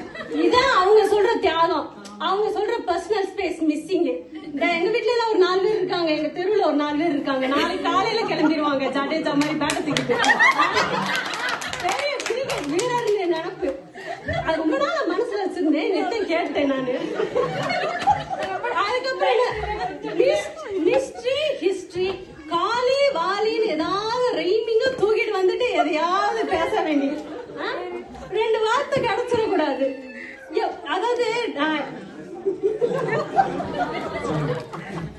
அதாவது அவங்க வந்து அவங்களோட சோகத்தை வந்து வெளியே சொல்றதே இல்லையா, அப்படி சொல்லாமே தியாகம் பண்றாங்களாம். நாங்க வந்து ஒரு சின்ன விஷயம்னாலும் உடனே எக்ஸ்பிரஸ் சொல்ல முடியாது. நாங்க இத்தனை கத்துனாலே உங்களுக்கு காது கேட்காது.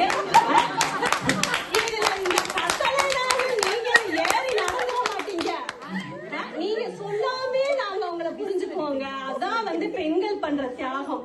உங்க முகத்தை பார்த்து உங்க குறிப்பறிஞ்சு அதுக்கேத்த மாதிரியே நடந்து செலவு பண்ணி இதே எங்களுக்கு பிடிக்காத வேலையை நாங்க பார்த்து குடும்பத்துக்காக கஷ்டப்படுறோம் அப்படின்னு தெரியல. எல்லாரும் எங்க சிஇஓவா இருந்திருப்பாங்க,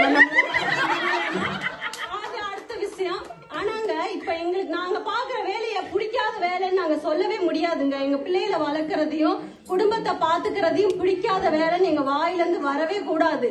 அப்படி சொன்னாலே மதர்ஹுட் இஸ் a privilege, நீ எப்படி அதை அப்படி துச்சமா பேசலாம் அப்படின்றாங்க. எனக்கு இன்னைக்கு கஷ்டமா இருக்கு, எனக்கு இன்னைக்கு ஒரு நாள் லீவ் வேணும்னு கூட நான் சொல்லக்கூடாது. கடையில வாங்கி சாப்பிட்டா கூட 10 பாத்திரம் வந்துருதுங்க. அது எப்படின்னு இன்னைக்கு வரைக்கும் தெரியலைங்க. அது கூட அந்த கவர்லயே வச்சு தின்னுறானாலும் விளக்கிக்கிட்டே இருக்கேங்க, சிங்கு கிட்ட. நான் ஒன்னும் சொல்லிட்டேன், அந்த வாலி வழியாவே நான் உள்ள ஓடி இருப்பேன். கடையிலே போய் சாப்பிடுங்க, போய் சாப்பிட மாட்டாங்க. அதாவது உங்களோட சேர்ந்துங்க எல்லா சுமைகளையும் சுமக்குறோம். பொருளாதார சுமையை சுமக்குறோம், பிசிக்கல் ரெஸ்பான்சிபிலிட்டிஸ், மென்டல் ரெஸ்பான்சிபிலிட்டிஸ் எல்லாமே சுமந்து ரெடியா இருக்கோம். நாளைக்கு எம்மா எனக்கு இந்த வேலைக்கு எனக்கு பைனான்சியலா எனக்கு ஒரு ஹெல்ப் பண்ணுமானா அன்னைக்கு சட்டியை கீழே போட்டு ஹேண்ட்பேக் தூக்கிட்டு வேலைக்கு போகவும் நாங்க ரெடியா இருக்கோங்க. எல்லா ரெஸ்பான்சிபிலிட்டிஸ் எல்லா இதுமே ஆணுக்கும் இருக்கு பெண்ணுக்கும் இருக்கு, அதை நான் இல்லைன்னு சொல்லல. ஆனா கண்டிப்பா உங்களை விட எங்களுக்கு கொஞ்சம் அதிகமாவே இருக்கு. அதனால தியாகம் பண்றது பெண்கள் தான். இது தீர்ப்பு சொல்லிதான் இல்ல, இதுதான் உண்மை. சூப்பர், நல்லா பேசுறீங்க. சொல்லுங்கடா. சொல்றாங்க ஆண்கள் நீங்க என்ன சம்பாதிக்கிறீங்க, நாங்க தான் சேமிச்சு வைக்கிறோம். அதுக்கு மேல எக்ஸ்ட்ரா வேணும்னாலும் வீடு வாங்கணும்னாலும் நாங்க வேலைக்கு போக ரெடி, நீங்க என்னத்தை சம்பாதிக்கிறீங்க அப்படின்னு கேட்கறாங்க. அவங்களுக்கு நீங்க இதை சொன்னா தான் சரியா இருக்குன்னு நினைக்கிறேன். வாங்க விமலா. அனைவருக்கும் வணக்கம், நடுவர் அவருக்கும் வணக்கம். கல்யாணத்துக்கு பிறகு தியாகம் அதிகம் செய்தது ஆண்களே என்ற தலைப்பில் பேச வந்திருக்கேன். எப்பயாவது ஒரு மாறுதலுக்கு இவங்களை பத்தின உண்மையை நம்ம ஒரு தடவையாவது சொல்லணும் இல்லையா? அதுக்காக என்னன்னா, கல்யாணத்துக்கு பிறகு இப்ப உதாரணத்துக்கு இவங்க நிறைய எனக்கு வந்து நண்பர்கள் கிடையாது, நான் இவங்களுக்காக என் குடும்பத்தை விட்டேன், நண்பர்களை விட்டேன் அப்படின்னு இவங்க சொல்லிட்டு இருப்பாங்க. ஆனா உண்மை என்னன்னு கேட்டீங்கன்னா, கல்யாணத்துக்கு பிறகு ஈவன் ஆண்கள் வந்து ஒரு போன் கால் வந்து அதே அவங்க ஃப்ரெண்டு கூப்பிட்டாங்கன்னா, இதே அவர் கல்யாணம் ஆகாத நண்பரா இருந்தா இவங்க என்ன சொல்லுவாங்கன்னா, அவன் தான் மொட்டை பையன், உனக்கு தான் கல்யாணம் ஆயிருக்குல்ல, நீ எதுக்கு போற அப்படின்பாங்க. இதே கல்யாணம் ஆனவர் கூப்பிட்டாங்கன்னா, அவருக்கு தான் வேலை இல்ல, அவருக்கு தான் புத்தி இல்ல, நீ எதுக்கு போற அப்படின்பாங்க. எப்படி போனாலும் கேட்ட போடுவாங்க. அடுத்ததான் நீங்க எடுத்தீங்கன்னா இந்த ஜாப் ப்ரெஃபரன்ஸ் எடுத்துக்கலாம். அப்படி இவங்க சொன்ன மாதிரி, அதாவது பெண்களுக்கு இருக்கிற ஒரு வசதி வந்து ஆண்களுக்கு கிடையாது. நான் நினைச்சா த்ரிஷா இல்ல திவ்யா, எனக்கு இந்த வேலையை விட்டா நான் அடுத்த வேலையை பார்த்துப்பேன், எனக்கு இந்த வேலையை பிடிக்கலையா நான் எடுத்துப்பேன், நான் கொஞ்ச நேரம் பிரேக் எடுத்துக்கணுமா, அந்த கால அவகாசம் எடுத்துக்கணுமா நான் எடுத்துப்பேன். ஆனா அந்த வசதி ஆண்களுக்கு எப்பயுமே கிடையாது. ஆண்கள் எல்லா நேரமும் கண்டிப்பா வேலைக்கு போய் தான் ஆகணும். அந்த வசதி அவங்க கிடையாது, மறுக்கவே முடியாது. அப்புறம் வந்து இந்த ஷாப்பிங் கொடுமைகள் ஒண்ணு வச்சிருக்காங்க பாருங்க, பல மணி நேரம். இவங்களுக்கு அதுக்கு ஏத்த மாதிரி நம்ம ஊர்ல போனீங்கன்னா கீழ்த்தளத்துல பெண்களுக்கு தான், ஏன்னா நம்மள எப்பவுமே கைவிட மாட்டாங்க. இவங்களுக்கு வந்தவனே சல்வாரு, சாரி, டிரெஸ், ஜீனு, 1 2 இல்ல எத்தனை வெரைட்டி.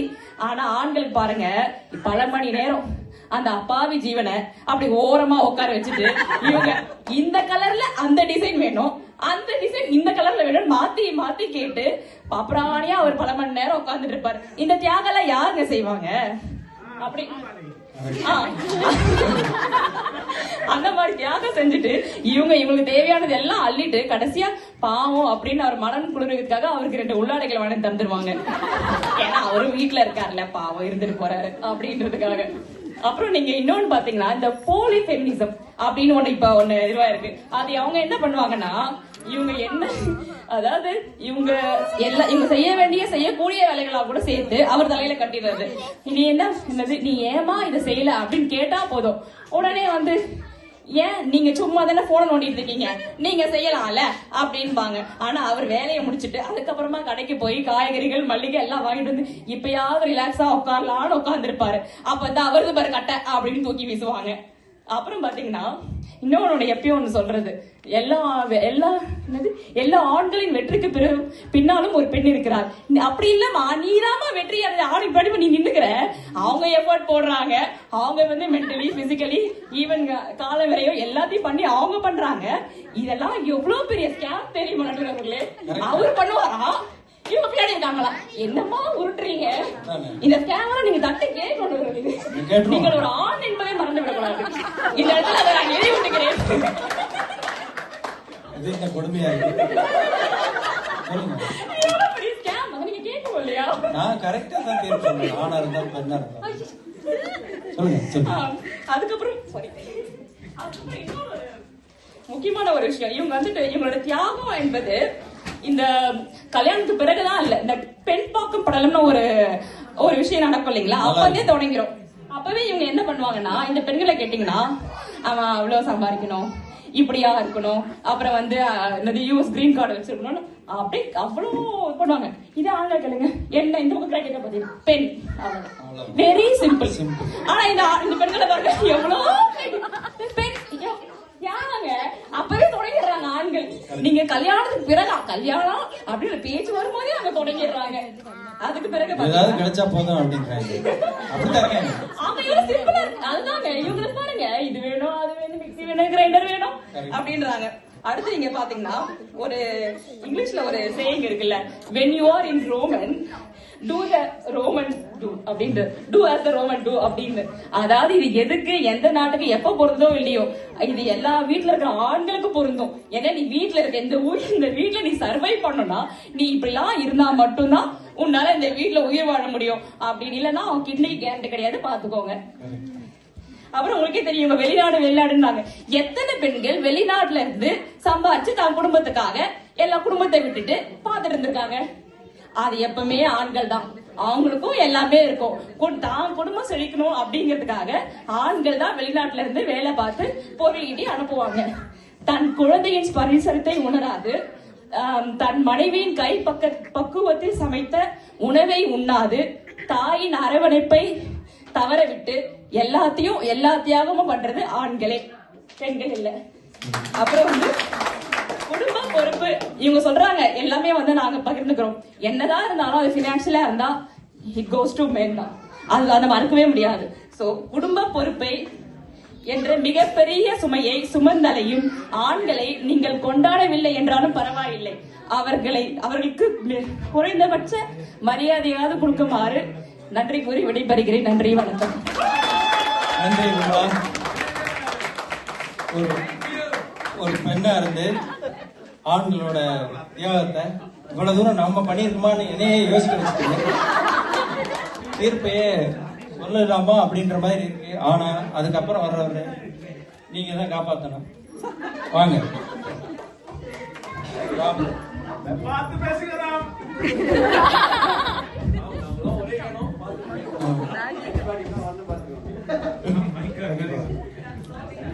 ஹலோ, கேக்குதுங்களா? இல்ல திருப்பி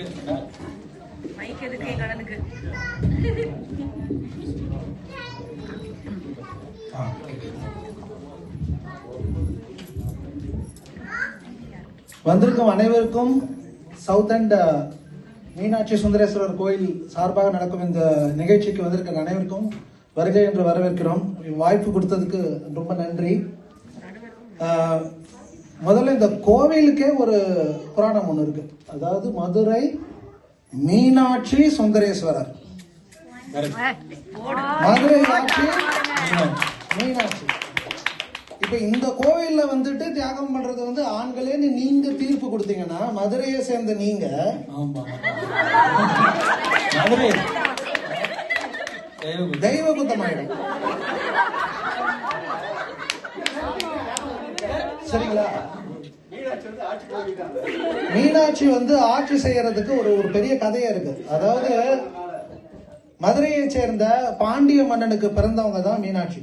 பிறக்கும் போதே மீன் போன்ற கண்கள் அவங்களுக்கு. மிகச்சிறந்த வீராங்கனை. நாட்டுக்கு வந்து போர் புரியறதுல இருந்து அனைத்து கலைகள், கலைகள் 64 கற்று போர் புரிந்து பாண்டிய நாட்டிற்கு உலகத்தில் இருக்கிற அனைத்து நாடுகளையும் அவங்களுடைய கண்ட்ரோல கொண்டு வந்து நல்லாட்சி செஞ்சவங்க. இவங்க கைலாசத்துக்கு போறாங்க. அங்க போனதுக்கு அப்புறம் தான் சிவனை பாக்குறாங்க. சிவனை பார்த்த உடனே சிவனுக்கு வந்து இவங்களுக்கு வந்து சிவன் மேலே ஒரு காதல் ஏற்படுது.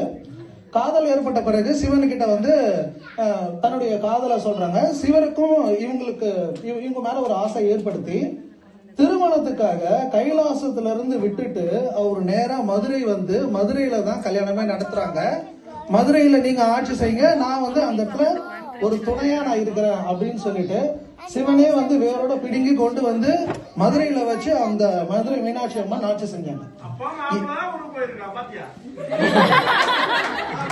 இது போன்ற ஒரு விஷயத்தை நடக்கிறதுக்கு காரணமே எக்ஸாம்பிள் என்னன்னா, பெண்களுக்கும் ஆண்கள் எப்பவுமே அந்த உரிமையை கொடுக்கணும். அவங்களுடைய திறமையை மதிச்சு அவங்களுக்கான வாய்ப்புகள் நீங்க கொடுக்கணுங்கிறத தெரிஞ்சுக்கணுங்கிறதுக்காக தான் இந்த கதையே நடந்தது.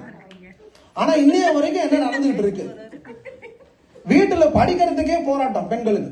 பாதி பெண்களுக்கு வந்து இதுக்கு முன்னாடி இருந்தவங்க வீட்டுல படிக்க வைக்கிறதுக்கு கூட ஒரு சூழ்நிலை இல்லாத காலத்துல சண்டை போட்டு படிக்க வச்சு, நான் படிச்சதை வச்சு ஒரு கல்வியை ஏற்படுத்தி அந்த கல்வி மூலமா ஒரு வேலையை ஏற்படுத்தி எனக்குன்னு ஒரு விஷயத்த சிறப்பா செஞ்சவங்க பெண்கள். அப்படி பண்ண அந்த பெண்கள் திருமணம்னு வரும்போது எத்தனை பர்சன்டேஜ் ஆண்கள் நீங்க வேலை செய்யுங்க, நான் வந்துட்டு உங்களுக்கு நான் துணை நிக்கிறேன்னு இருந்திருக்கிறாங்க? விரல விட்டு எண்ணிடலாம். பெண்கள் தன்னை அத்தனையுமே விட்டுட்டு தியாகம்னு ஆரம்பிக்கிறது அங்க திருமணத்திலே ஆரம்பிச்சிருந்துங்க. கல்யாணம் பண்ண உடனேயே தன்னுடைய ஐடென்டிட்டி, தன்னுடைய வேலை எல்லாத்தையும் விட்டுட்டு கணவனுக்காக அவரு எங்க இருக்கிறாரோ, அவரு இந்த மாதிரி எங்கேயாவது ஒரு மூலையில ஏதோ ஒரு ஊர்ல இருப்பாரு, அவருடைய தேவைக்காக தன்னுடைய இது வந்து வேர்லயே புடுங்கி வச்சுட்டு வராங்க பாருங்க, அது தியாகம். நான் பிடிச்ச வேலையை நான் செய்ய முடியல அப்படின்னு ஒரு ஆண் சொல்றான்னா உனக்கு திறமை இல்லை. உனக்கு என்ன படிச்சியோ அதுக்கு ஒரு வேலை கிடைச்சது, அந்த வேலையை அப்படியே பிடிச்சிக்கிட்டு நீ உட்காந்துக்கிட்ட. ஆனா மனசளவுல நினைச்சுக்கிறது நான் ஒரு மணிரத்னம், நான் படம் எடுத்தா ஓடும். உன் படம் வீட்லயே ஓடலையா? ஒரு 6 மாசத்துக்குள்ளார உன் கதை அங்க டர்ன்னு கிழிஞ்சு போயிடுச்சு. ஆனா அந்த பெண்கள் இது வந்து என் புருஷன் ஒண்ணுத்துக்கும் பிரயோஜனம் இல்லை அப்படின்னு என்னைக்காவது சொல்லியிருக்காங்களா? அவங்களுக்கு தெரியும். ஆனாலும் மெயின்டைன் பண்றாங்க இல்லையா? உள்ளுக்குள்ளார எவ்வளவு வேதனை இருக்குது. இவனை மனுஷனை நம்பி நான் இவ்வளவு தூரம் வந்தேன், வெளியிலயும் சொல்ல முடியல. என்னை கொண்டு வந்து உட்கார வச்சுட்டு எனக்கு வேணுங்கிற எந்த ஒரு விஷயத்தையும் பண்றதுக்குள்ளார 100க்கு 300 தடவை ஒரு கதை கையில மொபைல் எடுத்து வச்சுட்டாருன்னா எப்படிதான் அந்த மனுஷனுக்கு எந்த வேலையை பத்தி யோசனை இல்லாம அப்படியே மொபைல் வச்சுட்டு 2 மணி நேரம் பார்க்க முடியுதுன்னு தெரியல. என்ன பேசினாலும் காது கேட்குது. காதுலயும் கத்தி பார்த்தாச்சுங்க, காதுல விழல. குத்தி பார்த்தா கூட கேட்க மாட்டேங்குது. அடுத்தது அதையும் தான் அவங்க பண்றாங்க, பண்ணாலும் இவங்களுக்கு விட மாட்டேங்க. இப்படிப்பட்ட ஒரு ஆளை திருமணம் பண்ணி வச்சுட்டு அவங்க எப்படி ஸ்ட்ரெஸ் இல்லாம இருப்பாங்க? இவர் வந்து விமல் வந்து சூப்பரா ஒரு 4-5 பாயிண்ட் வந்து சொன்னாரு.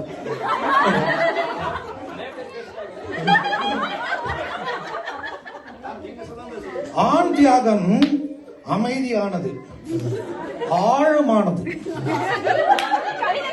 இப்ப வந்து இந்த பெண்கள் வந்து அவங்க சொன்னாங்க, நான் என்னதான் பண்ணாலும் அந்த மனுஷன் அப்படியே அமைதியா இருக்கானே, அந்த மாதிரி உட்காந்து நமக்கு என்னான்னு எதையாவது பார்த்துட்டு ஏதாவது ஒரு சிந்தனையில இருக்கும்போது வீட்டை சுத்தி 1000 பிரச்சனை இருக்கும், எதுவுமே கண்ணில் தோணாது, அப்படியே அமைதியா உட்காந்துருப்பாரு. பிடிச்சு வச்சு பிள்ளையார் மாதிரி ஒரு ஓரமா உட்காந்து. அதுக்கு என்ன பேருன்னா தியாகமா? அமைதியான உட்கார்ந்து இருக்கிறதுக்கு பேரு தியாகம்னா அது தியானம். தியானம் சொல்லுங்க. என்ன இருக்கிற வேலைகள் அத்தனையும் நம்ம செய்யணும். ஒரு குடும்பம் நடத்துறதுங்கிறது வந்து சாதாரணமான விஷயமே கிடையாதுங்க. எல்லாருமே என்ன பண்றாங்கன்னா வெறும் பணம் மட்டும் நான் சம்பாதிச்சு கொடுக்குறேன், எனக்கு அதை நினைச்சு நான் யோசிச்சுக்கிட்டே இருக்கேன், அதுதான் எனக்கு வந்து சிரமம்னு நினைக்கிறாங்க. ஒரு நாள் இல்ல 2 நாள் நீங்க பொண்டாட்டி ஊருக்கே போயிட்டான்னு கூட வச்சுக்கோங்க, ஊருக்கு போகும்போது நடுவர்களே ஊருக்கு போகும்போது கூட அவங்க ஒய்ஃபால நிம்மதியா போக முடியாதுங்க. வீட்டை நான் போயிட்டு வந்ததுக்கு அப்புறம் எந்த நிலைமையில அந்த மனுஷன் வச்சிருப்பாப்ல, போட்ட இடத்துல இருக்கும், கழுவ முடியாது. இப்ப சொன்னாங்கல்ல ஒரு 2 விஷயம் வந்து ஒரு கடையில இருந்து வாங்கினா கூட எப்படின்னு தெரியல 20 பாத்திரம் வந்துருக்கு. இவரை ஒரு 3 நாள் விட்டுட்டு போனா வீட்டை அலங்கோலப்படுத்தி ரணகலம் ஆக்கி நடுவுலயே பூந்து போய் பட்டுருவார். ஒரே குப்பையும் மூலமா அந்த இடத்துல இருக்கும்.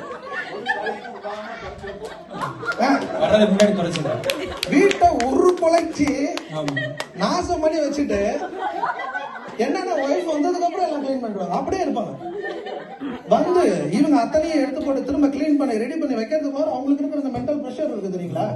இது வந்து ஒரு பார்ட்டவே நினைக்கிறது கிடையாது. எத்தனை வேலைகள் பெண்கள் செய்யறதை இன்னைக்கு வந்து மதிக்கிறாங்கன்னு பாத்தீங்கன்னா, யாருமே பணம் சம்பாதிச்சா மட்டும்தான் உங்களுக்கு வந்து தியாகம் மாதிரியும், அவங்களுக்குள்ளார ஓடிக்கிட்டு இருக்க அந்த பிரச்சனைகள், தான் குழந்தைங்களுக்கு செய்ய வேண்டிய வேலைகள், கணவருக்கு செய்ய வேண்டிய வேலைகள், குடும்பத்துக்காக செய்ய வேண்டிய வேலைகள், அதை நினைச்சு ஏங்குற அந்த ஏக்கங்கள், இது எதுக்குமே வந்து ஒரு வேல்யூவே இல்லை. இது ஆண்கள் வந்து இதுல ஒரு 2 வேலையை செஞ்சுட்டாங்கன்னு வச்சுக்கோங்களேன். ஒரு தடவை பெருகிட்டனா தோபரமா நான் பெருகிட்டமா ஒரு 4 பேர் சொல்லி காமிச்சிடும். வீடியோ வேற எடுத்து வச்சுட்டாங்க. அது என்ன ரீசன் வச்சுக்கோங்களேன். ஆண்களுக்கு எப்பவுமே ஒரு பழக்கம் என்னன்னா, அவங்க போய் ஒரு இடத்துல 4 வேலை செய்யறாங்கன்னா அதுக்கு ஒரு ரெகக்னிஷன் வந்துடணும். வரலன்னா அதை வந்து மெயில் அடிச்சு பேசியாவது நான் இதை பண்ணேன்னு சொல்லி ஒரு 4 பேர் ஒரு ரெகக்னிஷன் கொடுத்தா மட்டும்தான் அவங்களுக்கு ஒரு திருப்தி. ஆனா பெண்களுக்கு இதுவரைக்கும் எந்த ஒரு விஷயம் தான் பண்ணாலுமே ஒரு ரெகக்னிஷன் வெளியில ரெகக்னிஷன் விட்டுருங்க, அதை செஞ்சாங்க ஒரு எண்ணம் கூட ஆணுக்கு இருக்கிறது கிடையாது. இவ்வளவு வேலையும் செஞ்சு தான் மேலேயே ஒரு டவுட் ஆகி நான் செஞ்சது சரியா இல்லையாங்கிறதுக்கான ஒரு வேலிடேஷன் இல்லாம அவங்களே அவங்கள மனசுக்குள்ளார ஒரு குழப்பத்துக்குள்ளார வாழ்ந்துகிட்டு அந்த மென்டல் பிரஷர்லயும் குடும்பத்தையும் சந்தோஷமா வச்சுக்கிட்டு வாழ்றாங்கன்னா அதுதான் உண்மையான தியாகங்கிறது தான். 24 மணி நேரமும் அவங்களுக்கு லீவுங்கிறது கிடையவே கிடையாது. ஒரு நாள் கூட ஓய்வுங்கிறது கிடையாது. பிசிக்கலும் கிடையாது, மென்டல்லையும் கிடையாது. டார்ச்சர் அனுபவிச்சுக்கிட்டு சந்தோஷமா இருந்தா யாராவது பார்த்திருக்கீங்களா? ஒரு குழந்தை பிறந்த முதல்ல 6 மாசம் வரைக்கும் அந்த மனைவியுடைய வாழ்க்கை அதுதான். சரியான டார்ச்சர். ராத்திரி பூரா குழந்தை வந்து தூங்காம அழுதுகிட்டு இல்ல விளையாடிக்கிட்டு ஏதோ ஒண்ணு பண்ணி நம்மள தூங்கவே விடாது. அதுவும் பாத்தீங்கன்னா அப்பவும் அப்பா கிட்ட போகாது, அம்மாவை தான் போட்டு வச்சிருவாரு பண்ணும். ஆனாலும் அம்மா வந்து என்ன நினைச்சுக்குவாங்கன்னா அந்த குழந்தை வந்து தன்னோட ரெஸ்பான்சிபிலிட்டின்னு எடுத்துக்கிட்டு அந்த தூக்கத்தையும் கெடுத்துக்கிட்டு தன்னோட உடல்நிலையும் கெடுத்துக்கிட்டு மனசையும் வருத்திக்கிட்டு வச்சுக்கிட்டு பக்கத்துல பாத்தீங்கன்னா ஒரு நிம்மதியா தூங்கிட்டு இருப்பாரு. கோபம் வருமா வராதா? செமையா வரல. அடுத்த நாள் வந்து அவங்க குதிச்சு கத்த ஆரம்பிச்சிட்டாங்கன்னா நீ ஏன் அவ்வளவு டென்ஷன் ஆகுற? அதுக்கு ஒரு டைலாக் வேற. வேலைக்கு போயிட்டு வந்த டயர்டா, இவரு வேலைக்கு போயிட்டு வந்தா டயர்டா.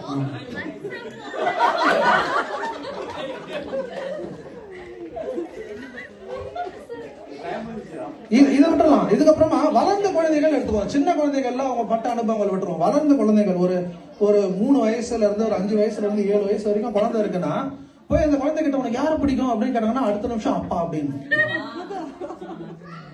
இந்த குழந்தைக்காக எவ்வளவு வேலைகளை செஞ்சவங்க அம்மா. சரிங்க, அப்பா அங்க பக்கத்துல உட்காந்துட்டு வருவாரு, விளையாடுவாரு. அடிச்சாங்க திட்டுறாங்கன்னா அந்த குழந்தைய வளர்த்துல அப்படிதான் பண்ணணும். என்னைக்கு வந்து ஒரு குழந்தைய வந்து திட்டாம அடிக்காம அந்த குழந்தை வந்து நல்லபடியா வந்திருக்கு. இவங்க இதெல்லாம் கண்டிப்பா நடந்துக்கிறாங்கிற காரணத்துக்காக குழந்தைக்கு அம்மாவை பிடிக்காது. ஆனாலும் அம்மா அந்த கண்டிப்பை விடாம அந்த குழந்தைக்கு என்ன பண்ணணுமோ அந்த கண்டிப்பை நடத்தி தன்னுடைய கடமையை ஆற்றுவாங்க. அதுக்கான பெயரே கிடைக்காட்டா கூட, அதுக்கான ரெகக்னிஷன் கிடைக்காட்டா கூட தன்னுடைய கடமையில இருந்து அவங்க மீற மாட்டாங்க. ஹார்ட் அது. அந்த குழந்தை வந்து மனசாட்சியே இல்லாம எடுத்த நிமிஷம் அப்பா தான் எனக்கு பிடிக்கும்னா கூட அம்மா அடுத்தது தன்னுடைய கடமை அதுக்காக மாத்திக்க மாட்டாங்க. இத்தனை விஷயங்களும் செய்யற பெண்கள், இதுதான் வந்து உண்மையான தியாகம். அம்மா அவனை அடிக்க மாட்டாங்க, அப்பா வந்து அடிப்பாங்க. அவர்தான் சொல்லி கொடுத்துட்டாரு. காரணம் அப்பாவுக்கும் அதுக்கு ஈக்குவல் இல்ல, அப்பாவுக்குமே ஒரு ஈக்குவலான ஒரு இது இருக்குது தானுங்க, கடமைன்னு ஒண்ணு இருக்குதாங்க. அந்த கடமையை எத்தனையுமே பெண்கள் கிட்ட விட்டுட்டு அதையும் ரெகனைஸ் பண்ணாம அவங்களுக்கு ஒரு சுயமான ஒரு மரியாதை கிடைக்கிறதில்லை. அவங்க செய்யற வேலைக்கான ஒரு அங்கீகாரம் கிடைப்பதில்லை. அவங்களுடைய மனநிலையை புரிந்து கொள்ள முடியாத ஆண்கள் சமூகம் தான் இங்க இருந்துகிட்டு இருக்காங்க. தன்னுடைய கஷ்டத்தை கொண்டு போய் இன்னொரு பெண்களிடம் அவங்களோட எக்ஸ்பிரஸ் பண்ணணும்னு நினைச்சாலும் தன்னுடைய வீட்டோட பெரிய பிரச்சனைகள் அவங்களும் தான் ஃபேஸ் பண்ணிட்டு இருக்காங்க.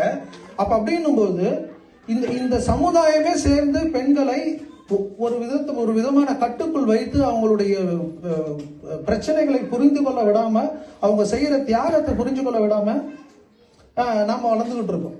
அதனாலதான் நான் சொல்றேன், பெண்கள் செய்யும் தியாகத்துக்கு அளவே கிடையாது. அதுக்கு வந்து ஒரு என்ன சொல்றது, ஒரு ரெகக்னிஷனே கிடையாது. நீங்களும் சேர்ந்து ஆண்களே தியாகம் செய்தாங்கன்னு சொன்னீங்கன்னா அது நீங்க பெண்களுக்கு மட்டும் இல்ல, உங்க அம்மா தங்கச்சி எல்லாருக்குமே நீங்க செய்கிற இது வந்து ஒரு சாபம். சோ வாய்ப்புக்கு நன்றி கூறி அனைவரும் பெண்களே தியாகம் செய்தார்கள் என்பதை தீர்ப்பு கொடுப்பீங்கிற நம்பிக்கையோட நான் செல்றேன். நன்றி, வணக்கம். ரொம்ப நன்றி ராம் அவர்களே, ரொம்ப நல்லா ஹைலைட் பண்ணாரு.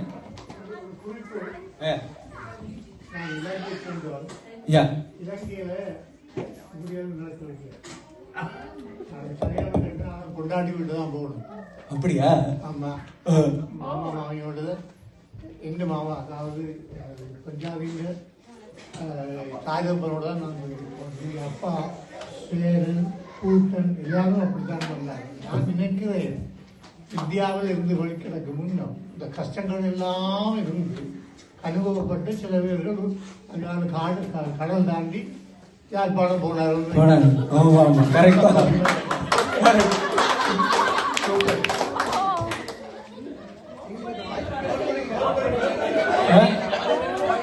அருமையான பாயிண்ட் வந்திருக்கு. ராம் நல்லா பேசினாரு. அவர் என்ன சொல்றாருன்னா, பெண்கள் தான் எல்லா தியாகம் பண்றாங்க, ஆண்கள் தியாகமே பண்றது இல்லை அப்படின்னு சொல்லியிருக்காரு. எல்லாருமே நல்லா பேசினாங்க. இப்ப என்ன தீர்ப்பு சொல்றதுன்னு எனக்கு தெரியல. பேசாம அதிகம் தியாகம் பண்ணது நான் தான் சொல்லிட்டு போயிடலாமான்னு யோசிக்கிறேன். ஆனா வெளியில போக முடியாது, அதனால நம்ம ஏதாவது உருப்படியா சொல்லி ஆகணும். பார்ப்போம். இப்ப எல்லாரும் பேசுறாங்க. இப்ப ஆண்கள் சைட்ல எடுத்துப்போம். முதல்ல ஆண்கள் சைட்ல என்ன சொல்றாங்க, அவங்க கல்யாணம் ஆனதுக்கு அப்புறம் ஒரிஜினாலிட்டியே போயிடுச்சு, ஃபுல் ஹேண்ட் ஷர்ட் போட்டா நல்லா இல்ல, ஆஃப் ஹேண்ட் ஷர்ட் போடுன்றாங்க. ஒரு கைலி ஃப்ரீயா இருக்கலாம், கைலியை கட்டணும், அதை போடக்கூடாது அப்படின்னு சொல்லி மாத்துறாங்க. இதை பண்ணாத அதை பண்ணாத அப்படின்னு சொல்லி ஏதாவது சொல்லிக்கிட்டே இருக்காங்க. இப்ப ஒரு சின்ன பையன் இருக்கான்னு வச்சுக்கோங்களேன். சின்ன பையனா இருக்கும் போதே அவன் வந்து ஒரு அஜித் ரசிகனா இருக்கான்னு வச்சுக்கோங்களேன். அவன் என்ன பண்ணுவான், தெருவா அலைஞ்சு விஜய் படத்தெல்லாம் கிழிச்சு என்ன அஜித்தே கடவுளே அப்படின்னு சொல்லி விளாண்டு தெரியுமா. கல்யாணம் ஆகுது, கல்யாணம் ஆகி ஒய்ஃப் வந்தாச்சு. சும்மா இருக்க மாட்டான் அவன். ஒய்ஃப்கிட்ட கேட்கிறான், உனக்கு யாரு பிடிக்கும் அப்படின்னு. விஜய் அண்ணா அப்படின்றான். விஜய் அண்ணாவா? யாரு? இந்த ஆக்டர் விஜய் அப்படின்றான். ஓ அப்படியா, உங்களுக்கு அப்படின்னு அவன் கேட்கிறான். என்ன சொல்றான், உங்க அண்ணனையே எனக்கு பிடிக்காது, இந்த விஜய் அண்ணா வேற அப்படின்னு மைண்ட்ல நினைச்சுக்கிட்டு பிடிக்குமா அப்படின்ற பிடிக்கும் பிடிக்காத மாதிரி ஒரு வட்டமா மண்டே ஆட்டுறான். அதுக்கப்புறம் பார்த்தா அவன் எல்லா விஜய் படத்துக்கும் அவங்க கூப்பிட்டு போறாங்க. அவன் என்னன்னா அவன் ஃப்ரெண்ட்ஸ் கேட்கறாங்க, என்னடா கல்யாணத்துக்கு முன்னாடி இப்படி இருந்த இப்படி ஆயிட்ட அப்படின்னா. அதுக்கு இவன் ஒரு தத்துவம் சொல்றான், காதலித்து பார் உன்னை சுற்றி ஒளிவட்டம் தெரியும், கல்யாணம் பண்ணி பார் கருணாகம் உன் கழுத்தை நெரிக்கும் அப்படின்னா. கருணாகம் வந்து என்ன பண்ணுமா, சீறிக்கிட்டே இருக்குமா, கொத்தாது. கொத்துனா எதுக்கு விஷத்தை வீணாக்கணும்னு கொத்தாது, சீறிக்கிட்டே இருக்கும். ஆனா நம்மால கொத்திருமோ அப்படின்னு ஒரு பீதியிலேயே வாழ்ந்துட்டு, இப்படி பீதியிலே வாழ்ந்துட்டே இருக்கும்போது அப்படி வாழ்க்கை ஓட்டிட்டு இருக்கான். எப்பயாவது பொண்டாட்டி ஊருக்கு போனா ஒரு மாதம் 2 மாதம் அவன் அஜித் ரசிக்கிற மாதிரி அவன் ஃப்ரெண்ட்ஸ் எல்லாம் கூப்பிட்டு குத்தாட்டம் போட்டு கொண்டாடிட்டு இருக்கான். திருப்பி பொண்டாட்டி வீட்டுக்கு வந்ததும் விஜய் ரசிக்கிற மாதிரி வீடு வீடா போய் விசில் கோலம் போட்டுறான். இப்படி இருக்கு அவங்க குழப்பு போச்சு. அவங்க ஒரிஜினாலிட்டியில ஓட்ட விழுந்துருச்சுன்னு அவங்க சொல்றாங்க. இப்ப பெண்கள் சைடு எடுத்துக்கலாம். பெண்கள் சைடு என்ன சொல்றாங்க, எங்களுக்கு ஒரு பேர் இருந்துச்சு, ஊர் இருந்துச்சு, வீடு இருந்துச்சு, கல்யாணம் பண்ணி நாடு கடத்துற மாதிரி வீடு கடத்திட்டு வந்துடுறாங்க. வீட்டுல வந்துட்டு பேரை மாத்துறாங்க. முதல்ல அவங்க பேர் வந்து சப்போஸ் முன்னாடி வந்து சாமியா சவுந்தரராஜன் அப்படின்னு இருந்துச்சு வச்சுங்க. இப்ப சாமியா சுந்தரராஜன் வேற ஏதாவது மாத்தி விட்டுறாங்க. வீடு எங்க இருக்குன்னு கேட்டா வீடும் மாறிடுது. ஏன்னா 18 வழிவிடுவான் தெரு அப்படின்னு இருக்கும் முன்னாடி, இப்ப 28 வழி மறிப்பான் தெரு அப்படின்னு மாறிடுது. ஊரை கேட்டா முன்னாடி யானை மலைன்னு இருந்தா இப்ப பறைங்கு மலைன்னு ஆயிடுது. சரி இதெல்லாம் பரவாயில்லைன்னா குடும்பத்தை பத்தி கேட்டா, முன்னாடி வந்து குடும்பத்தை பத்தி கேட்டா குடும்பத்துல யாருன்னு கேட்டா எங்க அப்பா அம்மா என் தம்பி 2 பேரும். கல்யாணத்துக்கு அப்புறம் கேட்டா இந்த மாதிரி சொன்னான்னு வச்சுக்க, உங்களுக்கு கல்யாணம் ஆயிடுச்சா? ஆயிடுச்சுங்க. அப்ப உங்க இம்மிடியட் ஃபேமிலியை பத்தி சொல்லுங்க அப்படின்றாங்க. இம்மிடியட் ஃபேமிலி, ஓ அப்படியா, அப்படின்னா என்னோட கணவன் மாமனார் மாமியார் இருக்காங்க. மாமனார் மாமியார் என்ன பண்றாங்கன்னு கேட்டா, மாமனார் ஒன்றும் பண்றது இல்ல, மாமியார் எப்பயுமே ஏதாவது பிரச்சனை பண்ணிட்டு தான் இருப்பாங்க. நான் அதை கேட்கல, அவங்க என்ன வேலை பாக்குறாங்கன்னா, ஓ அதுவா, அது 2ம் ரிட்டையர் ஆயிடுச்சு அப்படின்னு. இந்த மாதிரி பாருங்க, அப்பா அம்மா வந்து எக்ஸிட் ஆகி எக்ஸ்டெண்டட் ஃபேமிலி ஆயிடுறாங்க. மாமனார் மாமியார் வந்து இடையில புகுந்து இம்மீடியட் ஃபேமிலி ஆயிடுறாங்க. இந்த மாதிரி பாத்தீங்கன்னா பெண்கள் சைட்ல இவ்வளோ ஐயோ இந்த அளவுக்கு தாங்க முடியலடா கடவுளே அப்படின்னு கடவுளை கும்பிடலாம் போனா கடவுளையும் மாத்திடுறாங்க. கல்யாணம் ஆனதுக்கு அப்புறம் என்ன ஆயிடுதுன்னா புருஷனோட குலதெய்வம் தான் பொண்டாட்டிக்கும்ன்றாங்க. ஸோ அப்படி பாத்தீங்கன்னா எல்லாத்தையும் மாத்திடுறாங்க. இப்போ இதுல இருந்து என்ன தெரியுது, அட்லீஸ்ட் ஆண்களுக்கு அன்றாட வாழ்வில் அவன் அஜித் ரசிகரா இருந்தானே, விஜய் ரசிகரா இருந்தானே, ஈவன் த்ரிஷா ரசிகரா இருந்தானே, அவங்களோட போய் வாழப்போறான். ஆனா பெண்கள் சைடு பாத்தீங்கன்னா அவங்க அப்பா அம்மா ஹிஸ்டரியவே பூராத்தையும் எரேஸ் பண்ணி எல்லாத்தையும் மாத்தி ஹார்ட் டிஸ்க் ரீரைட் பண்ற மாதிரி ஃபுல்லா எல்லாத்தையும் மாத்திடுறாங்க. இதுல இருந்து என்ன தெரியுது, இதெல்லாம் பார்க்கும்போது என்னோட தீர்ப்பு என்னன்னா, கல்யாணத்துக்கு பிறகு திருமணத்திற்கு பிறகு அதிகம் தியாகம் செய்வது பெண்களே என்று தீர்ப்பளித்து வாய்ப்பளித்த அனைவருக்கும் நன்றி கூறி வாய்ப்பளித்த அனைவருக்கும் நன்றி கூறி எனக்கு ஒரு வெளியில ஒழுங்கா போறதுக்கு வந்து இவங்கள்ட்ட இருந்து ஒரு பாதுகாப்பு அழைக்குமாறு கேட்டுக்கொள்கிறேன். தேங்க்யூ. நன்றி.